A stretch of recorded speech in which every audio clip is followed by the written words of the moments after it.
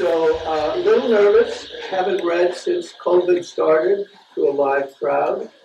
So here we go again.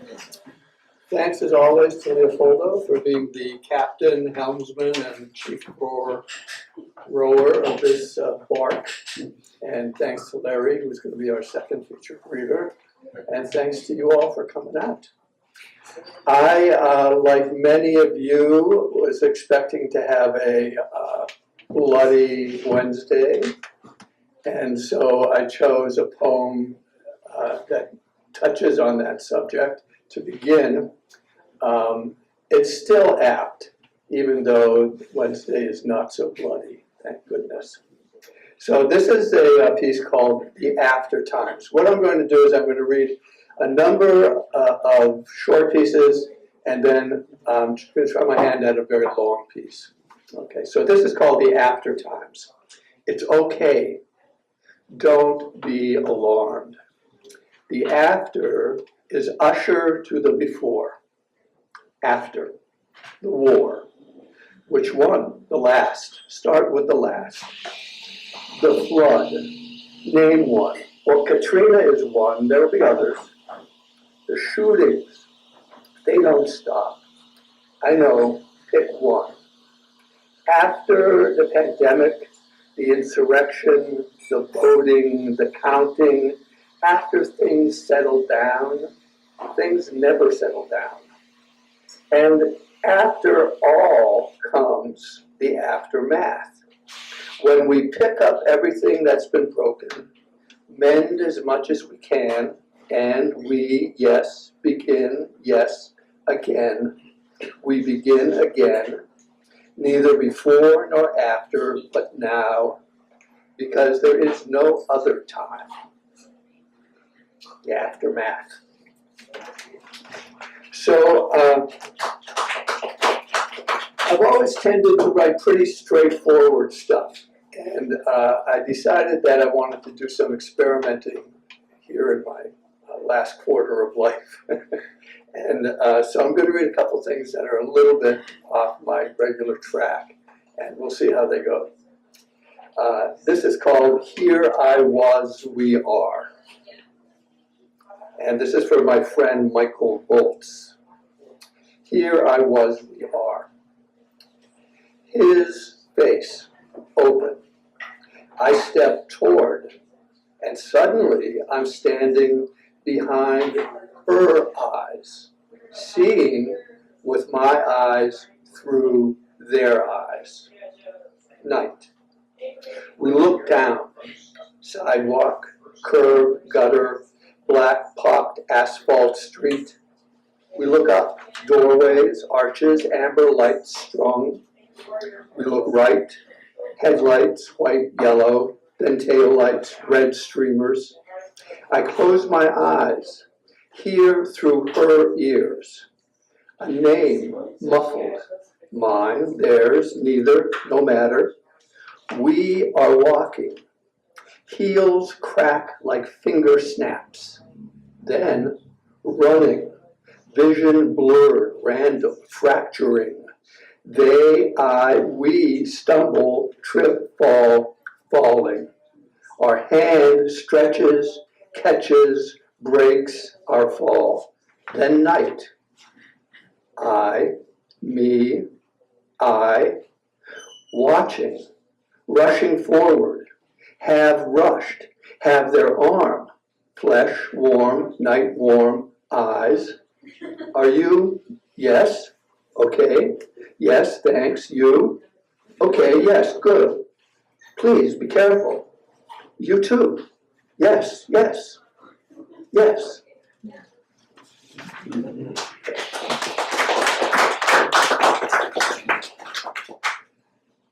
This third is a piece called Quartet, and it was inspired by a quartet for the end of time by Albert Messiaen. I believe that's the correct pronunciation of that name. Now, Richard Powers wrote a book called Orfeo, which is a fiction, it's a novel, but it is really a great history of modern music built within this novel. And he talks about Quartet for the End of Time And I had heard the title before, because it's a great title, but I had never gone after the music. But I read Richard Powers' piece, and this quartet was written in a concentration camp. And there was some question as to whether it was actually, whether Oliver ever got to sit down and write out the notes. It said that what happened is that he said what notes he wanted, and one of the other people in the concentration camp then transcribed those notes. The pencil or pen and paper came from a sympathetic Nazi guard, if you can imagine that. I find it hard to imagine. And then they found a broken piano, a beat-up clarinet, a cello that was not in the best of shape, and a violin that was also not in the best of shape. And they performed this for the first time in the concentration camp. So it's a pretty wild piece of music, and it lasts about 15 minutes. And I hope this poem does at least a little credit to the wildness of the music. So, quartet, inspired by a quartet for the end of time. 1. Is it day? Hush. Is this night? Are we birds? Am I the sky? 2. Look, poems and prayers shatter and spin shapes. Angels drag blunt heels of wings and wreck the world. Smoke rises from 100 chimneys. 3. Is it over? No. When? I don't know. Soon. How soon? 40 days. Do you think? No. What then? I think there will be explosions. And then quiet. Quiet? Quieter. Think so? Hope so. 4. The last woman on earth inhales ash, and as she dies, exhales God back into eternity. That's that.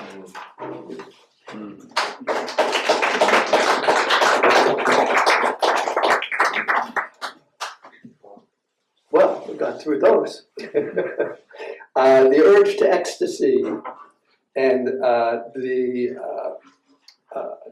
hymn that I'm going to quote throughout this is Nearer, My God, to Thee. Many of you probably know that. It was written in 1841 by a woman, Sarah Flower Adams. Nearer, my God, to Thee, nearer to Thee. That's kind of how it goes. The urge to ecstasy. Desire compels us to our knees and up the stone steps of shrines and basilicas. Nearer, my God. Finds you in a hidden church, serpents in your hands, poison in the chalice. Nearer, my God, to Thee. Dervishes whirling and chanting the names of Allah. Upward I fly. Drums and bells, the dances of the southwest pueblos. Still all my song shall be Tarahumara, running, running, nearer. The perpetual trance of the mendicants, God-men blowing up their minds with ganja. My God, junkies on the nod, nearer, my God, to Thee.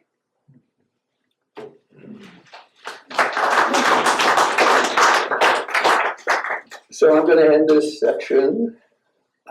This is called Take This Heart. Take this heart.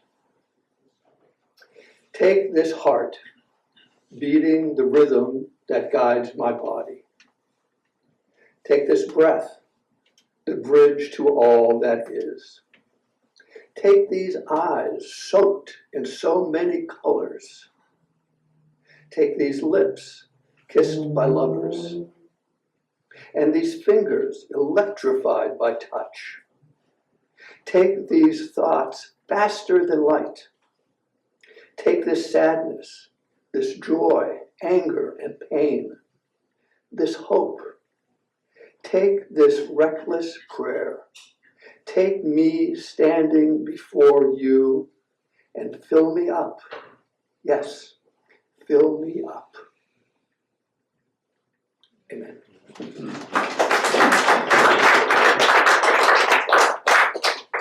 So now for the longer piece.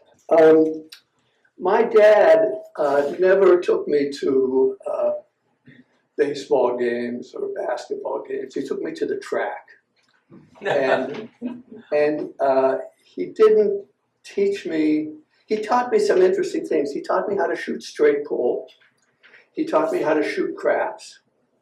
And he taught me that it was really important to play the angles if you're going to play anything. So figure out what the angles are and play the angles. My dad was an interesting guy. I really loved him. So I knew what craps was. And then the song Stagger Lee came out. And I will not try to sing a rendition of that. But it got me right away. So Stagger Lee has been on my mind for years and years and years and years. And so this is called Snake Eyes and Boxcars. And Stagger Lee and Billy DeLion on Earth and in Hell. All right. Part 1, Dudes. Stagger Lee, 6'5" and handsome as Broadway, would not only dress for the occasion, was the occasion. That's a fine suit, Mr. Lee. Yes, ma'am, thank you. Nice hat, boss. Says Stetson's son, the best. Stagger Lee, nicely lubricated, steps out of his Victorian boarding house saying goodbye to no one. City not quite dark. Gets a shine at the corner. Eyes the crowd, eyes the girls, tips big.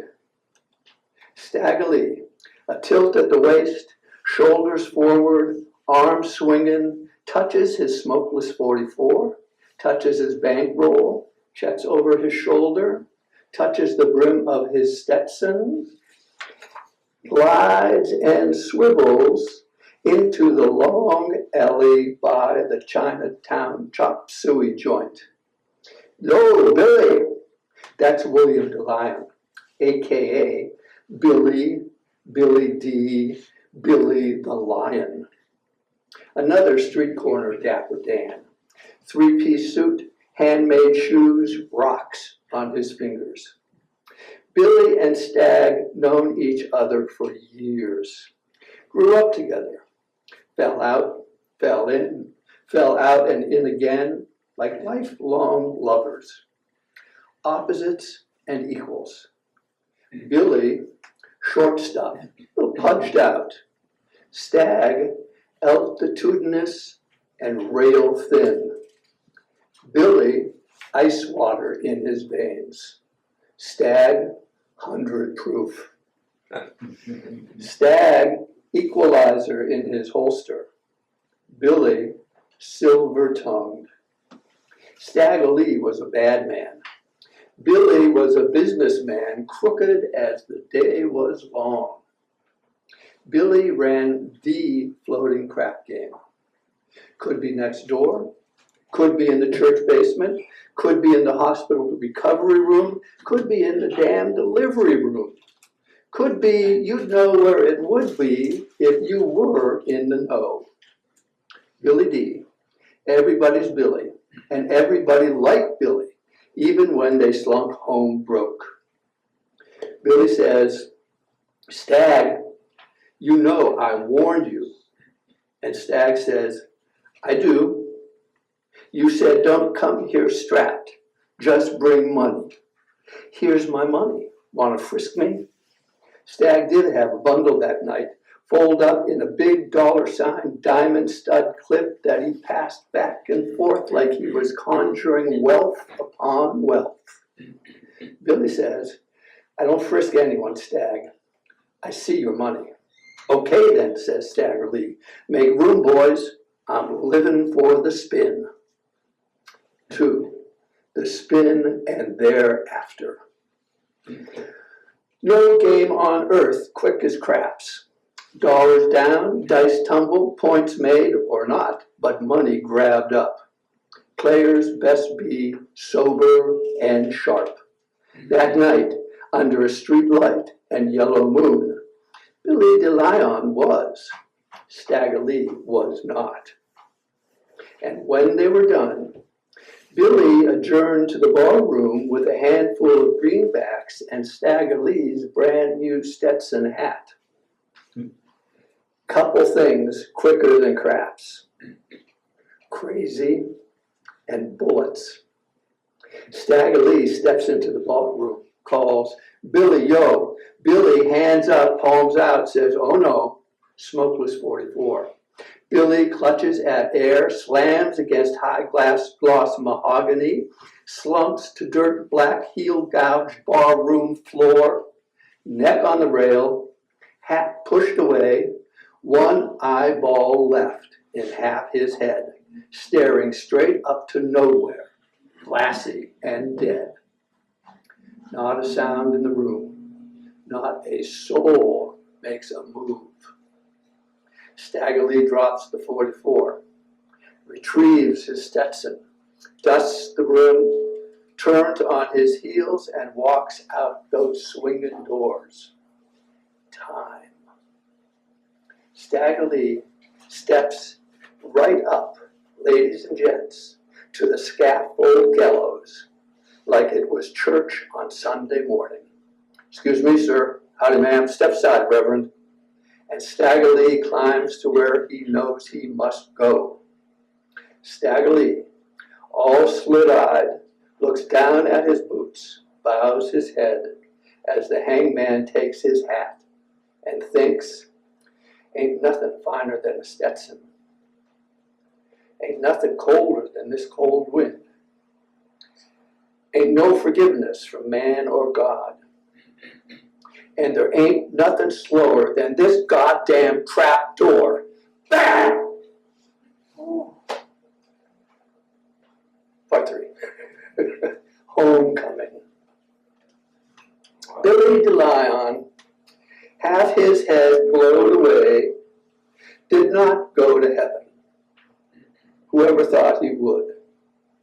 Bill dropped into hell. Stagger Lee dropped into thin air and ended up in hell as well. Heaven, hell, earth between.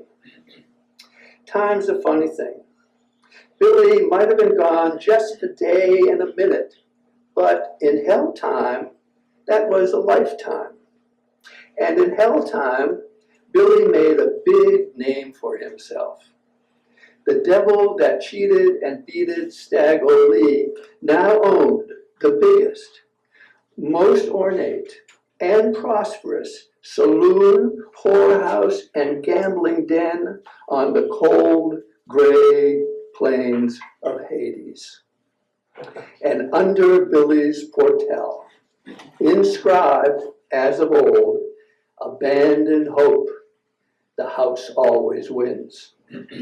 Neck stretched, Adam's apple bobbing, bareheaded, steps Stagger Lee, who, after a brief review of the surroundings, walks straight to a green felt table just in time to watch flames fly off a hot set of bones, ricocheting from rail to wall through all the constellations, snake eyes to boxcars, and back up into the diamond flash right hand of one Billy, a.k.a. Billy DeLyon. Mr. Lee aims a look at Billy. Recognition, of course, on both sides. Nods, on both sides. Stag slips a C note out of thin air, lays his money on the no-pass line, bets against the dice, and the roll does commence. Bill huffs hellfire heat to warm those ivories. Tombstones clack in his big right hand. Time strobes with a flash. Billy's arm and hand swing under and up, another flash. Bill's hand opens, dice fly, flash, close up. Dice hit the table, and as sure as 4 plus 3, 5 plus 2, 6 plus 1 equals 7. Billy rolls a natural as all that. Stagger Lee flips out and flips that table over. "Fuck you, Billy D," says Stagger Lee. "Your crooked game has got to end." Reaches for his smokeless 44, but Mr. Lee lost that gun a million years ago. Billy just smiles with his whole half face, and with a sweep and a bow, conjures a gray felt Stetson. Says, "Take this back, Mr. Stagger Lee. You'll have no argument with me. We're all losers here." Hell's temperature drops a notch, and hell begins to freeze. Time. The boys stare each other down and realize they could fight no fight, man or ghost, would ever win. And just then, as in days of old, Stagger Lee and Billy DeLion are best of friends. All hale and hearty and arms around, they step up to the bar. Glasses clink, the sound ricochets through Hades, and they drink their whiskey down. Stagger Lee gulps and gulps Adam's apple jerkin like a monkey on a stick, neck stretched, as we know. Gotta get this fixed, he thinks. Billy D loses half his drink, out half his blown away head. Gotta get this fixed, he says. Hell freezes over. Time rolls on like tumbling dice. And that is the story of Stagger Lee and Billy DeLion passing time on Earth and in Hell, snake eyes and boxcars. Amen.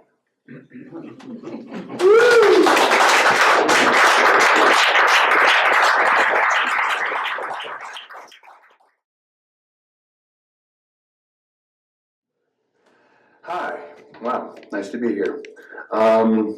I will mostly, I guess, be doing works from, pieces from my new book, Alibi for the Scapegoat, which is, was put out actually a year and a half ago, but I've yet to have a book opening for it. I came close the other night.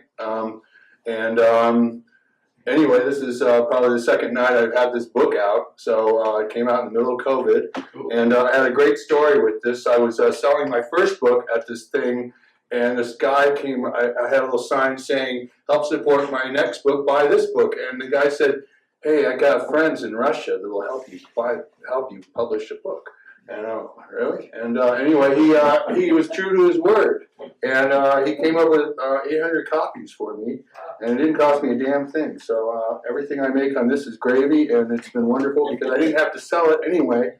But it's been stockpiling in my garage, so I'd love to get some movement there. Anyway, I'll read some from this instead of just talking about it. It's in 7 parts. There's lots of short stories in here, and I try to keep it thematically connected. Anyway, this is the first poem of the book, and I'll kind of just explain as I go, I guess. Scandalosa. There was that day with you in Mexico City, you in that short, silky skirt, prompting that lady coming up from the subway to blurt, "Scandalosa," shaking her head, pulling tight her shawl.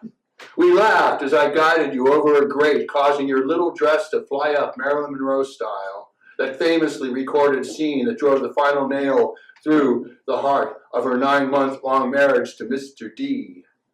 Unlike the Yankee Clipper, I loved every glance gaze and open-mouthed stare from that 20 million plus town, admiring those long, shapely legs that only I could touch, with my arm around you or holding your hand lest you blow away, walking you in and out of cathedrals and museums across the Zocalo, and that department store where I had you pose in front of a dozen headless mannequins before we stopped for lunch, where you were eyed by the waitstaff and all those in passing, taking us in as I devoured every bite, mopping up the excess with the tortilla. God, how I loved you that day, us walking around that great big town.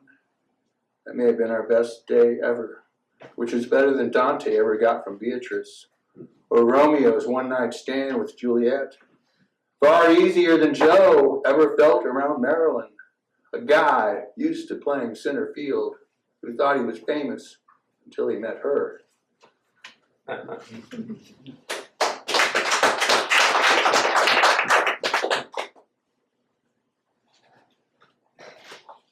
Beads. Beads, hung up, strung up, rising round our shoulder, heavy with accumulation, colorful like monkey glitter, sequins, or shiny spoons, grasping, reaching for the floats, like ships in passing, manned by demon sailors, masked like they were someone else, surgeons, superheroes, bank robbers, sailing on without us, like we were but vermin, surging underfoot, chanting their praises. Thump 'em with wampum. Here come the young drum majorettes and high school marching bands with their battered hand-me-down instruments, men on horses, followed by men in rags, smokers swinging, hands extended, more floats and beads on the way.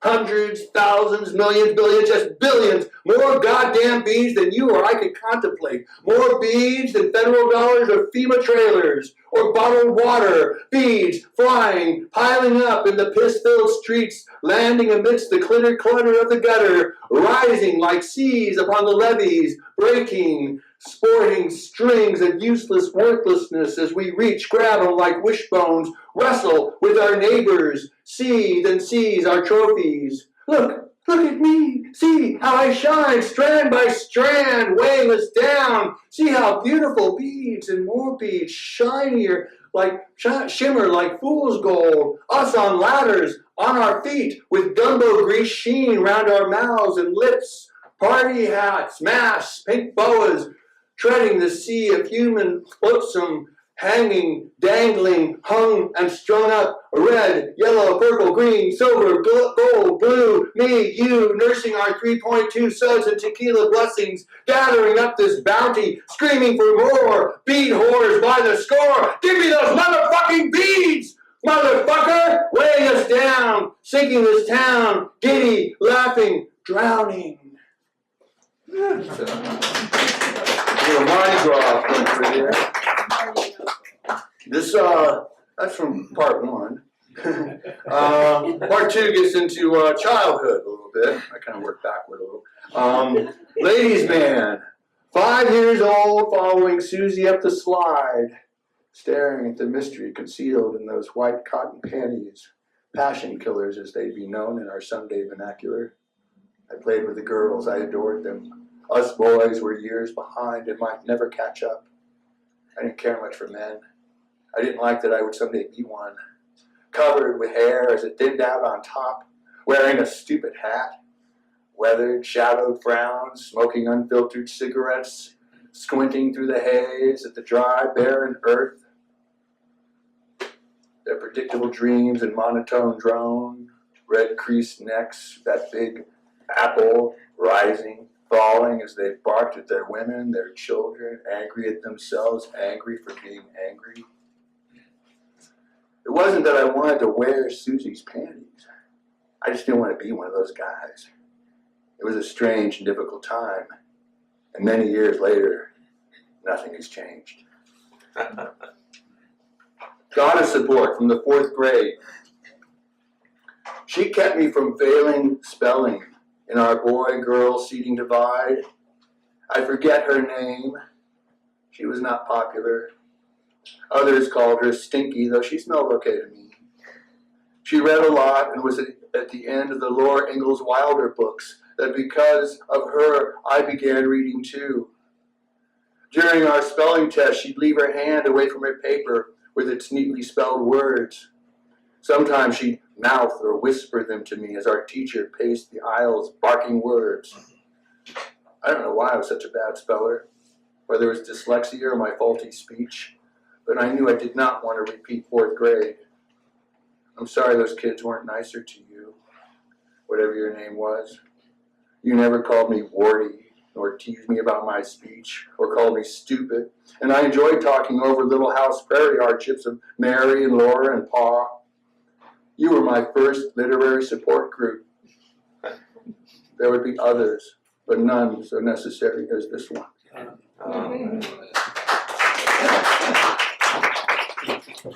Damaged. He was a damaged man. He had been damaged in the war. He was damaged by the Germans. He was damaged by the Japanese. He was damaged by the Naval Academy. He was damaged from poverty and later by wealth.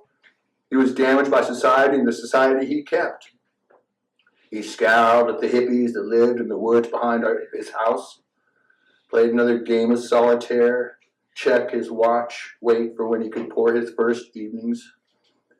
He'd have while watching Lawrence Welk, whose tunes he'd whistle, wheezing like a kettle throughout the week. He'd complain about my hair, telling my mother she should send me to military school where they would knock the sass out of me and turn me into a damaged man just like him. He waved his damage like a club, one that I would never join. Sit in his big leather chair like a throne, rise, pace, and ponder this world he had incurred so much damage to protect. Read his Wall Street Journal at the public library, resenting his tax dollars at work. He'd rant over perceived damage done by FDR, LBJ, the GI Bill, property taxes, Governor Brown, my father. He'd retreat into the ongoing carnage in his head that never left him, his own private horror show he wrapped himself in, while I went out to play with my hippie friends in the woods behind his house.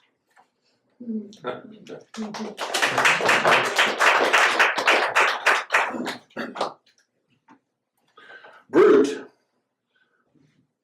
Brute is the aftershave we slathered on as kids to combat those other airs emerging from our ranks. Some of us already had discovered deodorant, while others went straight for the cologne. We splashed it all over our young, volatile skin. It stung like hell, made us feel like men. Shopping incognito with our moms, exploring that aisle where Grecian formula, preparation H, denture bright, stool softener, ear and nose, the hair remover could also be found. There was so much to look forward to. Brute let the ladies know we were thinking about it. Brute, we'd squint from a distance, one they might smell us from. Spitting, slouching, slamming doors. Still trapped on Planet Boy in our pheromone-thick pungency. Ready to visit this other place we studied from afar on our own or collectively. Steadying our nerve to begin this interspecies invasion and make this awkward leap to go where most men typically did and pierce that atmosphere that branded us as kid.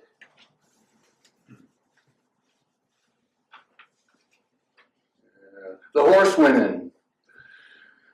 They were good girls and I was a bad boy, and we lived on the same rural road, attending the same school where I reveled in my reputation, while these girls, a trio of sunny blondes, lived out their horsey adolescence. I'd see them riding, and sometimes the girls let me ride with or saddle up a spare. I would happily have ridden any of these horse girls, all of whom were pretty, in their boots and tight jeans, confident and skillful, unlike myself, for that was the thing about riding, letting the horse know who was boss. As my standing in this rural community continued to sink, the horse girls remained sweet. Perhaps they sensed my respect for them and their big dumb mounts. Thanks to modern communications, I'm reunited with these women who post pictures of their children and husbands, but mostly of their horses. These gals look like their mothers now, with daughters to remind me of how they used to look.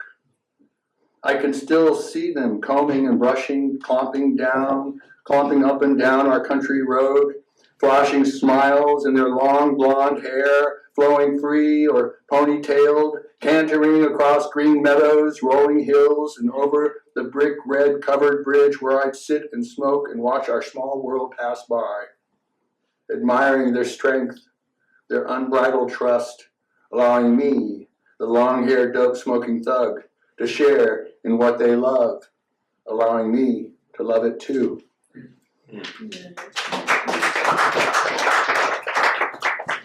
Tina, you are who I thought of practically every night when the lights went off and we bedded down in stiff institutional sheets and scratchy blankets with one regulation pillow, one book beside our Gideon-issued Bibles, in our headboard with a calendar ripped from a comic book on which I circled the day just served. I turned 16 there and had already had sex, but not with you.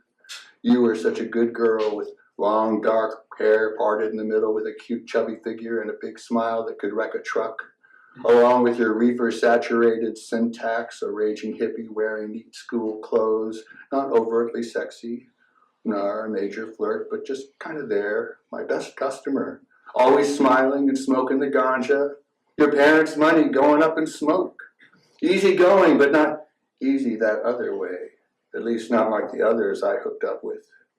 You, Tina, you were that strange, odd girl destined to be loved from afar because maybe I really did have feelings for you, deciding consciously to spare you the pain of being with me or the actual physical pain you would incur from the others I hung out with, possessive, crazy chicks, because I knew nothing was going to happen between us unless I began to work on myself first, and that was more than I was willing to do. Continuing instead to dream of your smooth, soft ass here in camp, in this farm for wayward boys, where nothing aside the obvious would grow, where I dreamt of you, Tina, me, and you, Tina, you. Yeah,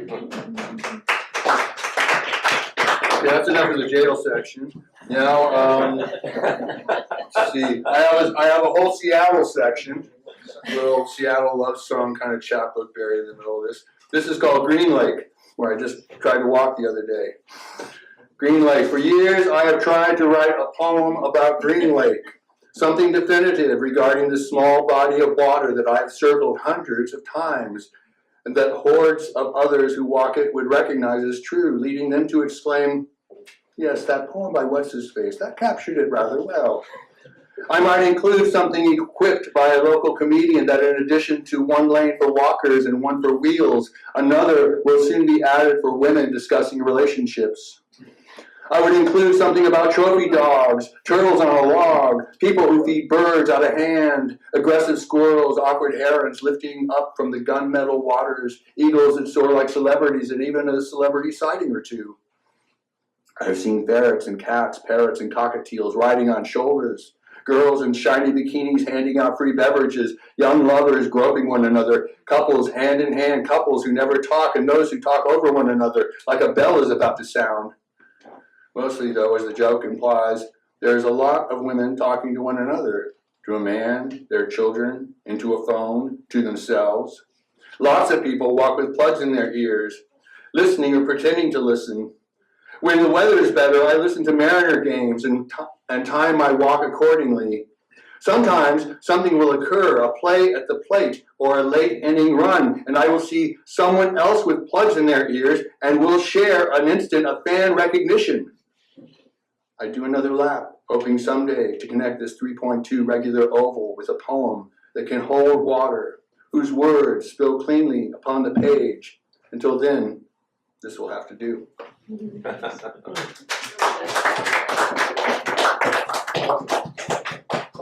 Okay, let's see, moving right along. I don't know if I want to do this one again. You just heard this. Okay. Here on Sodom and Gomorrah Way, this is Lake City Way. Here in Sodom and Gomorrah Way, where the wretched and wicked come to play on used car row with its gyrating, undulating, air-powered socks, where pre-owned girls wiggle and shake on sticky tables on low-flung stages, gliding and sliding on greasy poles polished in petroleum and pussy sheen, perform for lowly men and then some, a place called Rick's, across from Dick's, up the way from Deja Vu, Pandora's, and a couple other joints just like it, too. Where traffic drones eternal, and a bus is always chucking, belching, growling to and fro, past dollar stores, pawn shops, discount gun and green dispensaries, hair and nail, Truffaut, Value Village, dive bars, Fred Meyer's, $10 haircuts, car tows. We have it all. Blacktop rock gardens, alongside bus brigades, cracked concrete passages, vast stretches of hemmed-in cyclone-fenced monotony, soon to open apartment complexes where working class rubs up against the jerking class, where hustlers and honeys cohabitate beneath a jizz-colored sky. We even have a cemetery, great place to consume one's headshot purchases or reserve retirement living services. Swan dive slower, dine in fast if need be. Food 24/7, drive-thrus, drive-bys, all night, we never rest masturbatoriums, Walgreens and fire engine sirens, where everyone lives in austere compartmental bliss, drives a car with a dent, enjoys a good party, a good fight, here in the AM, where it is seldom dark and duly bright. What are you waiting for? A written invitation? Consider this your invite. Hand it to that big guy beside the pink swinging door over there, the one with no neck and little hair. Tell him Larry sent you. I'll be up the street, sleepwalking in a trance, bleeding copiously, waiting for an ambulance.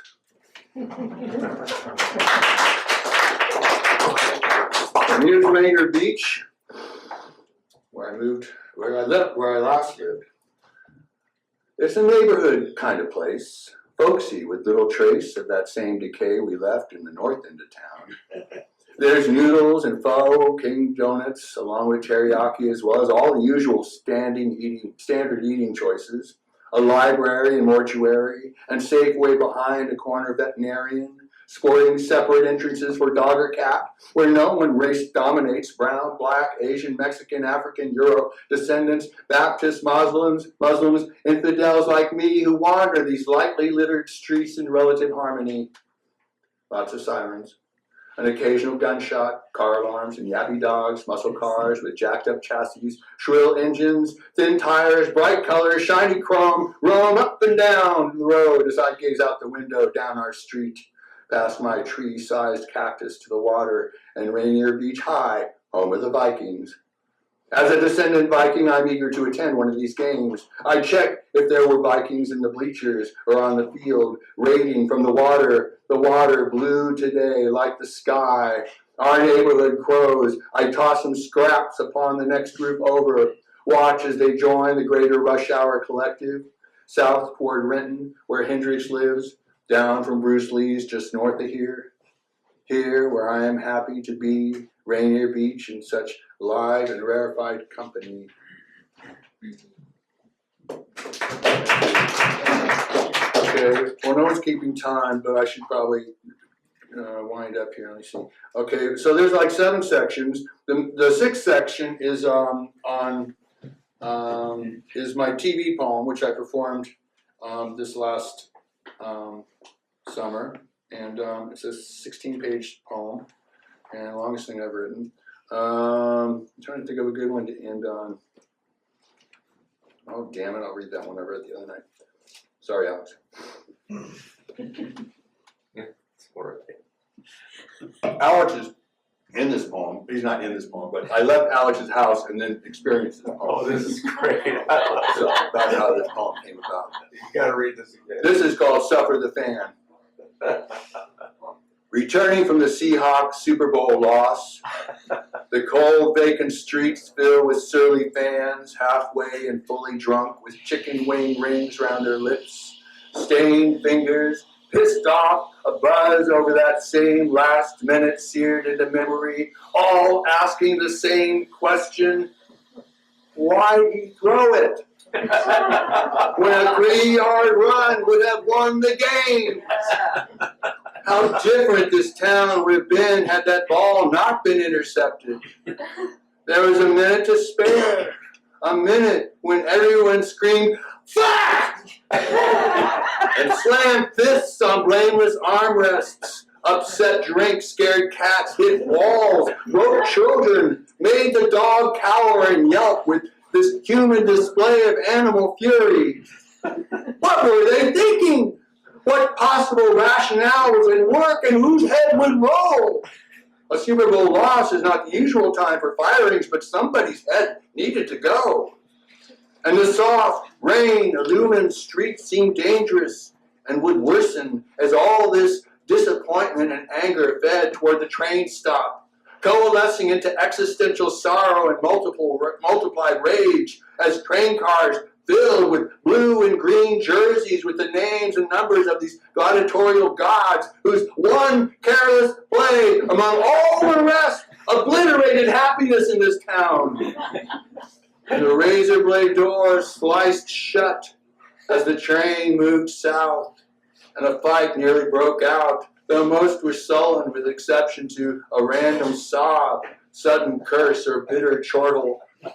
Listening to one angry young man wearing Marshawn Lynch's numbered jersey, vowing aloud he was going home and make himself a hot pocket sandwich and drink a 40-ouncer and describe the rest of his sad, angry night, even the rest of his sad, angry year, a year only just begun, as ruined until football season reconvened. That he was mad and planned to stay that way until the rains turned to sun and the sun learned to weep and suffer as much as he.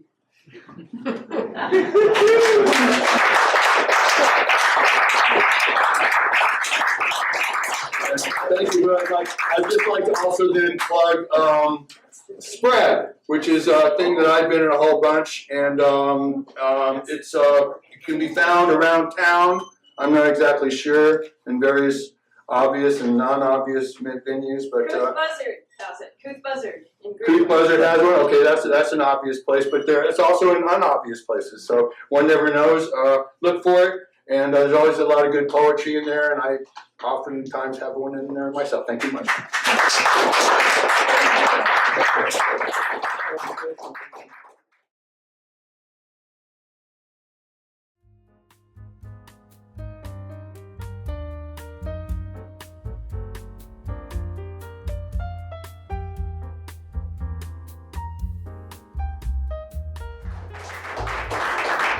Hi there. Three things, so they won't even take up the 5 minutes. The first one, all right, I think with apologies to Country Joe McDonald, and I figure most of you will know the song this is based on. So feel like I'm fixing big lie. And I'm not going to sing, you can thank me later. Come on, all you righteous men. The Donald needs your help again. He's got himself in a terrible jam, locked out by a social media ban. So put down your morals, pick up a gun. We're going to have a whole lot of fun. And it's 1, 2, 3, what are we fighting for? Don't ask me, I don't give a damn. Next stop is DC, man. And it's 5, 6, 7, open up security gates. Ain't no time to wonder why. Whoopee, gonna be big lie. Come on, fascists, let's move fast. Your big chance has come at last. Now you can go out and make states red. The only good vote is one that said, T-Rump's landslide is how he won, or he'll haunt you all the kingdom come. And it's 1, 2, 3, what are we fighting for? Don't ask me, I don't give a damn. Next stop is DC, man. And it's 5, 6, 7, open up security gates. Ain't no time to wonder why. Whoopee, gonna be big lie. Come on, donors, don't be slow. This is culture war, a go-go. There's plenty good money to be made, supplying Q Shaman with the tools of the trade. Let's hope and pray when they storm the town, they don't turn on the double-down clown. And it's 1, 2, 3, what are we fighting for? Don't ask me, I don't give a damn. Next stop is DC, man. And it's 5, 6, 7, open up security gates. Ain't no time to wonder why. Whoopee, gonna be big lie.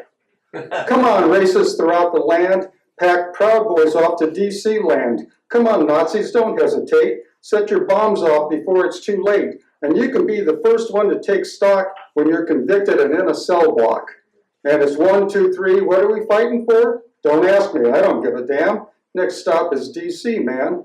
And it's 5, 6, 7, open up security gates.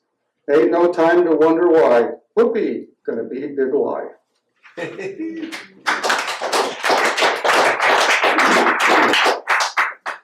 And this is, I figure people in here, some of you have cats. Well, this is for your cat. And you're wondering why you were home almost every day for 2 years. But I need my meow time. You see, it's like this. The novelty of 24/7 has worn thin. Kitty kitty throughout the day was cool, until I realized it was not about me, as it should be. It was about you. We both know that cat won't mouse. Stop changing the subject with that damn razor light. Back to business, fill my bowls, clean my box, go outside and play, please. That should tell you something about my desperation. I'm a cat, and I'm saying, please. And, okay, one for the dogs. Canis, that stray dog, you know, the one folks take enough liking to it never goes feral. On occasion, tossed a scrap, here and there, water left in bowls to lap, as that dog tramps in and about the domestic, yet without any urge to join. That dog belongs by not belonging. That dog is not ours. We are that dog's. Thank you. Yeah.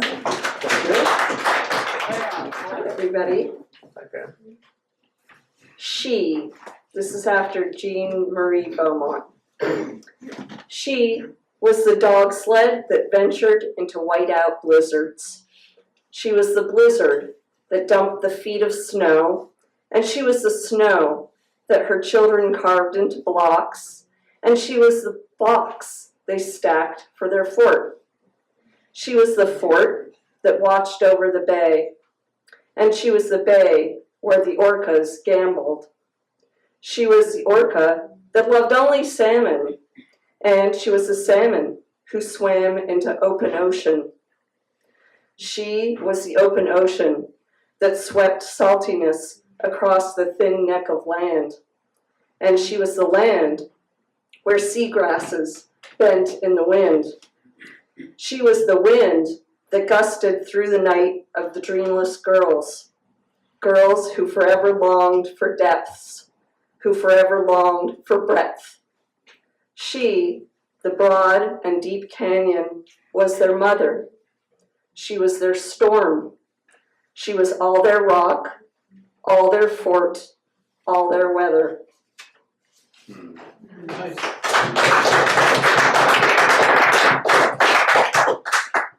It's a sad little wrinkly heart, says the barista, when I admire the decor riding the surface of my green drink.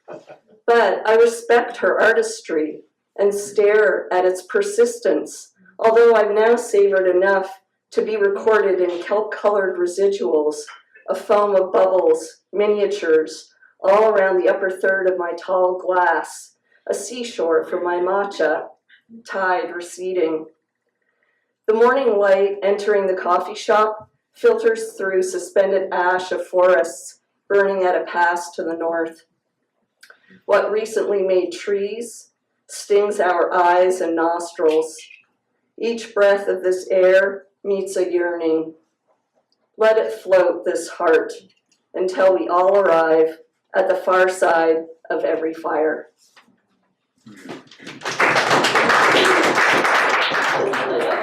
I just have one piece, and I'm not very schooled in the art of war, but I did spend a certain amount of time in the Army avoiding Vietnam by being in the reserves, and so I did learn how to. I really enjoyed marching. That was the big draw in the Army.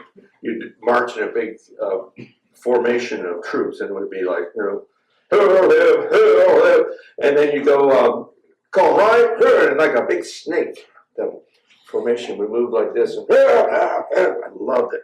And then there was you go on, and it was formation right, and it moved like a pong. The whole thing. Any of you been in the service, you know that what I'm talking about. The whole formation just moves like a pong rectangle. That was it. That was the most exciting thing. But mainly I was just avoiding war. But I did experience enough of enough training exercises to see some very frightening things. And so I got an idea of firepower and what it's about. So this is a kind of inspired by that. It's called Javelin Fetish, the Second Amendment. No, you absolutely should have an assault weapon. I'm all for it. Maybe two. So your buddy and you can shoot it out on the porch over Branch Whiskey and Budweiser. Or maybe go on a field trip to an elementary school, and if a room full of first graders is out of line, you can teach them kids a thing or two. Hoorah! But dear founders, I have to tell you of my secret fear. I keep seeing a pickup full of Proud Boys beating a path up the gravel road, dust a-swirling behind their GMC, ARs and such bristling out in every direction like a hell-bent steel porcupine. It's just me and them. Just me and them, and that concerns me greatly. So it's clear I need more than a puny little AR.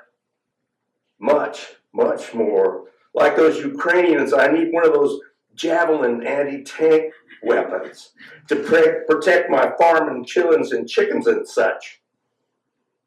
To teach them boys a lesson, because I'm very fearful. I'm very, very fearful. I need this Javelin pronto. Please accept my payment in crypto. Send it to me UPS next day air. And don't talk to me about no wait. I need this Javelin pronto. I need this Javelin pronto. I need this Javelin pronto. Teach them boys a thing or two. Teach them boys a thing or two. I see them beating the path down the gravel road up to my farm. Just me and them, just me and them. That concerns me greatly. I need this Javelin pronto. This Javelin pronto. This Javelin pronto. Please accept my payment in crypto. Send it to me UPS next day. Send it to me UPS next day. I need this Javelin pronto.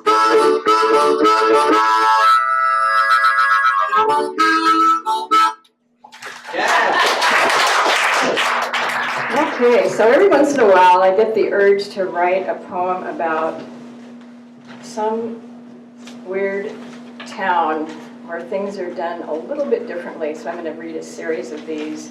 These are prose poems. This is called Ghost Town. In this town, the number of ghosts was well above the average. In fact, there were more ghosts than people. This posed a problem because since ghosts feel most comfortable when they're actually haunting a person, ghost fights over hauntees broke out frequently. Finally, a system was devised whereby each ghost had to take a number and wait in line till the next hauntee was free, and each haunting could only last 3 or 4 minutes. But with so much haunting, the hauntees began leaving town. Finally, the ghosts were forced to just haunt each other.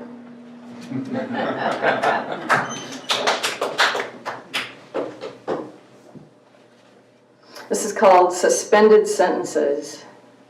In this town, word pollution was at an all-time high. With so many people flooding in every day, the townspeople were choking in a word-clogged atmosphere and spent so much time crawling through the ever-growing word jungles that productivity was at an all-time low. Words also crashed into each other constantly, leaving piles of ruined sentences bleeding on the sides of the roads. It seems somewhat drastic, but the plan went through to limit public word flow by 50% over the course of a year. Many public word paths were removed or consolidated, and special express word paths were installed for people to double up and share words, with one person speaking for four, instead of everyone talking wastefully at the same time.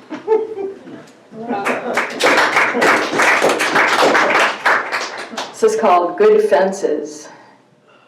Heartily sick of the chaos in their town, from idealistic unity followed by reactive repudiation, a group of town planners took matters into their own hands. From then on, at age 18, everyone in the town received one chair, half a table, half a couch, half a bed, a collapsible plasterboard wall extension, and a small storage unit, all identically sized and shaped, but each stamped with a personal, one-of-a-kind design. Couples who moved in together could combine their items to share, but would never lose out should they decide to break up. Even if no single-person dwellings were available immediately, they could simply put up their wall extensions to create a private space. For people who wanted to travel or who were still living with their parents, their furniture could always be stored for free. These policies proved to be so popular that other towns quickly adopted them. Eventually, the practice spread to cities, states, and in some cases, even countries, though it was kind of tricky dividing up the land masses.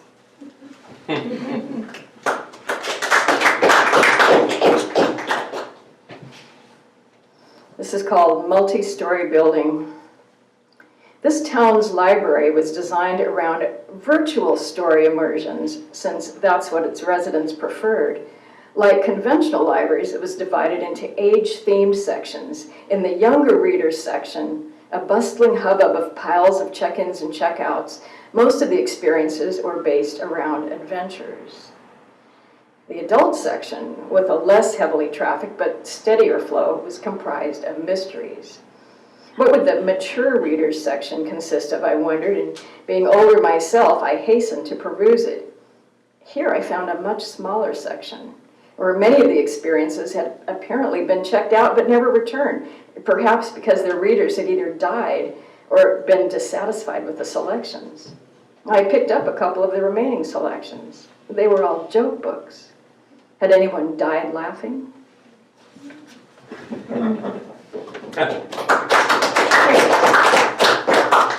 This is actually titled after an existing city, but I've never been there, but I always thought it was a weird name, like it should be on another planet or something. So just think of it as, if any of you are familiar with it, just think of it as an alternate version of this city. This is called In Temecula. In Temecula, when the sunny days cast their long rays, the walkers wear blinders so as not to see the shadows of their younger, thinner selves. In Temecula, people throw open their doors in the morning to expel the vestiges of their nightmares. People in Temecula think so much that wool-gathering containers are distributed along the paths. In Temecula, the park benches have ears. In Temecula, eulogy speeches are made from conversations overheard at twilight. In Temecula, both younger and older people realize how much they've missed. In Temecula, indecisive houses straddle the city limits. In Temecula, each neighborhood streetlight comes with a little stage. In Temecula, all the bird feeders come with tiny. What I did is I distributed the copy of the poem I'm about to read, just so that people aren't left out of it. So here we go. Love, San Juan. San Juan, emerald isle in the Puget Sound, off whose shores breaching waves abound, in lush meadows green, grazed deer unafraid, bald eagles soar, thrive and breed. Seeds of love fall on fertile soil, birth of Venus on a scallop shell, love's cradle, beauty galore. To earth Menaka Apsara descended, her garments blown awry, wind wicked, Rishi Vishwamitra this raindrop enfolded, loved, was loved, made her vacant. A love song sung out of tune, croaked out in lusty abandon, defiance of age its burden, giving all self its refrain. O Venus devotee, consider the strain. Before you shoulder her burden, sing her song again. Its refrain may burst your heart in twain. Menaka, forever dismissed, abandoned, the Rishi, self-discipline personified, Jung's wise old man, by himself rendered, moves on.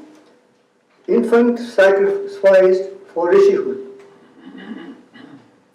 O San Juan, lovely San Juan, ashore, passion, joyous consummation, offshore, kayaking, whale watching, shared emotion, love offered, rejected, incompatible ruination.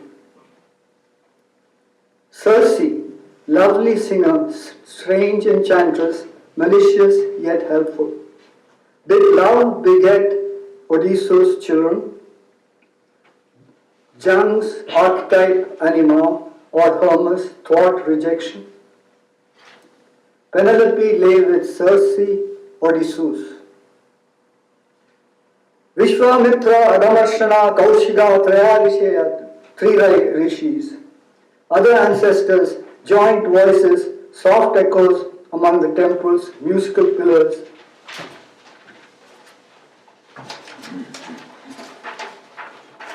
Urge the poet to live, love, Kama Sutra beckons.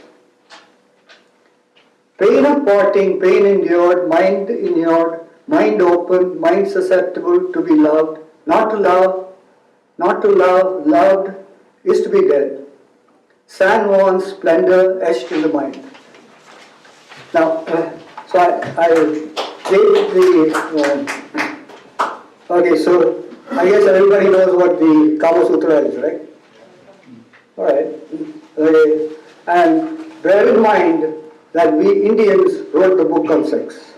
Alright, though the sad part of it is that when the English came, okay, what they did to India is they made them all Victorian. You know, the Englishmen suffer from constipation. Both physical and mental constipation. Okay, so Indians try to follow that, and then so the notes there basically for Birth of Venus is a painting by Botticelli. So the takeaway from this that I've tried to do is, one is that the same archetype, the need to love, is first of all it's partly unconscious, and it's the same whether you are Indian or whether you're European. Wherever it's inherent to man, which is something that Carl Jung says. I've got a few things, 3 poems tonight. This is called Gold Dust. Inured to the fine veins of your being, I'm crisscrossed by brutish passageways, carved by explosives, a dusty mound of gravel, sifted, sorted, poison-bathed in sodium cyanide, reduced to sludge to be skimmed, smelted, gilded aura separated from base silver, a canthite washed clear off. That which time has melded erodes my market value.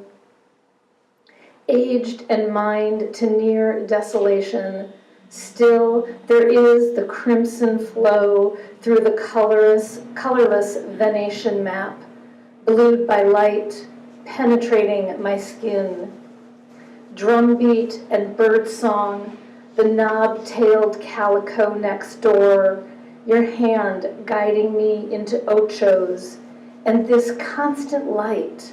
For these I willingly open for plunder.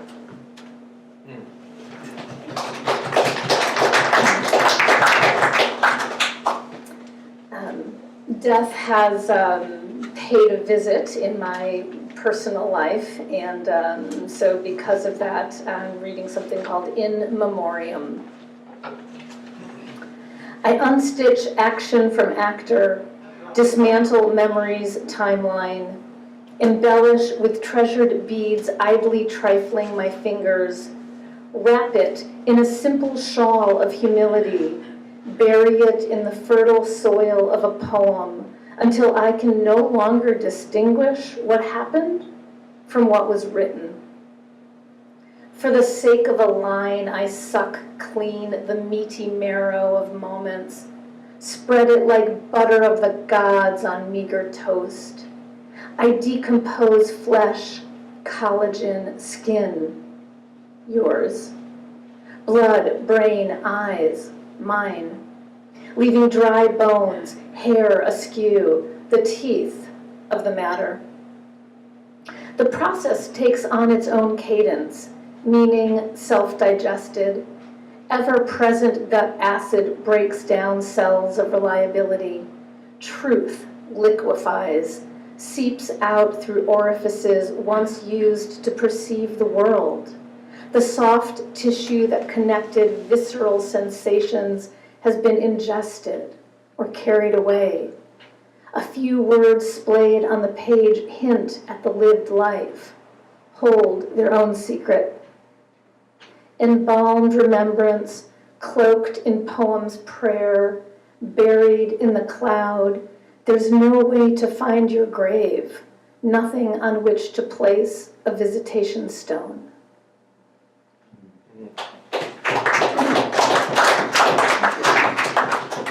And this is called Just for a Moment. I am the comma, the tiniest of endings between the known and something more. I ask you to pause. Imagine saving you from the chaos of rushing with pride, piety into confusion. I invite you to breathe, knowing you are about to float away toward the independent clause phrased in another's hand. A momentary connector, vapor vanishing, whisked aside. I leave no trace. Already you are on to the next, hurtling toward your full stop. Moment past, I remain, head bowed, hanging between two wisps of time, here on this page, once held in your hands, in your gaze, waiting for you to read me again.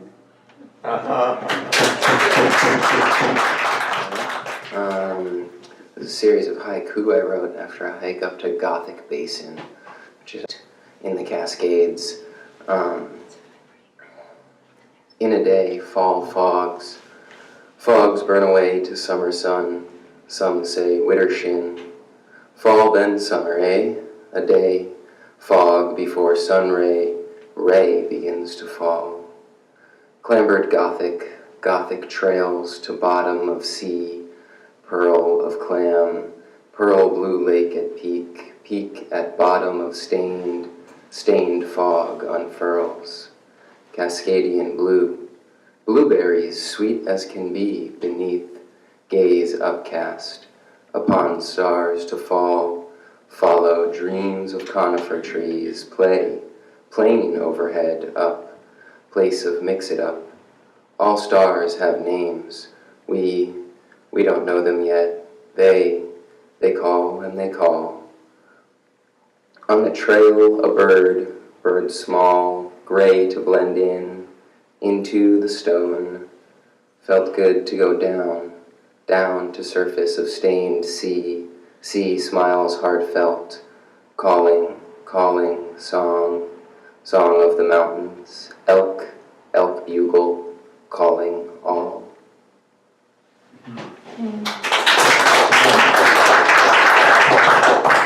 So that's that one. It's a series of haiku playing with repetition in those ones. Hopefully you could hear some of that. This one's called The Luxury Trap.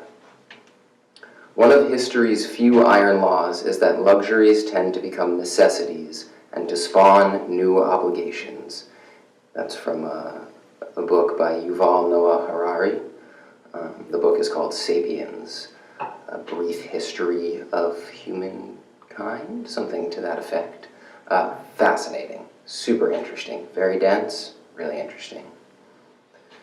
Look at all those chickens. A young biologist on Vine, which was a social media network a few years ago that died out pretty quickly. The young biologist in question was pointing at pigeons. Humans live with dinosaurs, domesticated and fattened ones with hormones in small pens. We eat of their menstrual cycles and breasts. All I've ever been able to do is walk through chestnut, treeless forests and try to fossilize moments in amber memory so the remaining oak and maple might never die, even if it means I grow roots with them. Looking back on Homo sapien history, are we truly happier than when we first crawled from between an ape's legs, from Earth's evolutionary womb? How have we come to need dinosaurs so desperately? If a meteor smashed into us, our dino nuggets would be burnt. And I'll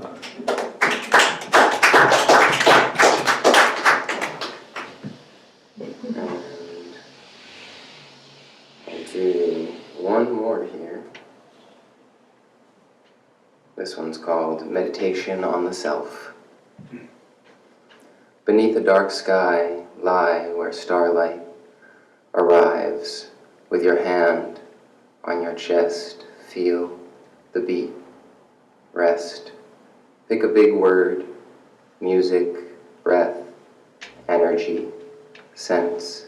Your pulse as the cosmic river flows. You will feel small, but know there are more cells to make your heart beat than stars in the dark sky you can see. I just came here to get a cup of coffee, honestly. I didn't know this was happening. But I did, over the pandemic, I had another spurt of poetry writing because what else do you do when the world's ending? So I got into it, and so I happen to have a bunch of stuff in my phone. So I don't know, we'll see how this goes. Maybe I'll start doing it again. This one's called Green. At the Safeway self-checkout, hanging from well-stocked wire racks, the once disgraced plastic shopping bags were back. Rejoining polite society, no longer chokers of the seas, as long as you pay 8 cents a piece.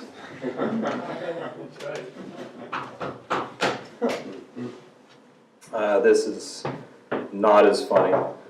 This is called Ward of the State. You're dealt a good hand or bad, not much to do. Sure, science/medication, but side effects.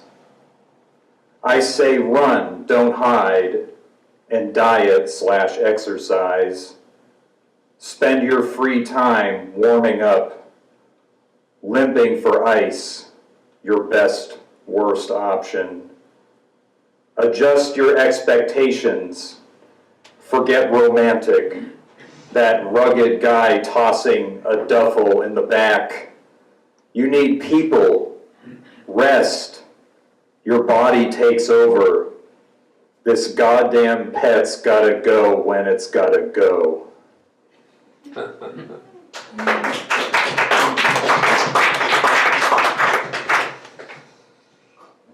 This one's called All Things Not Being Equal. It starts out with a Bible verse, Psalm 38:20. those also who render evil for good, they are my adversaries. They assure us they only want to update the shade of the signs, perhaps shift from turquoise to teal, maybe change a spelling or two. They make these assurances while lifting the lines from the roads, cutting bridges mid-span, and declaring stop signs too negative. They assure us it's only fair, only a variation on a theme, making all corners equally blind, ceasing traffic altogether. And that's it.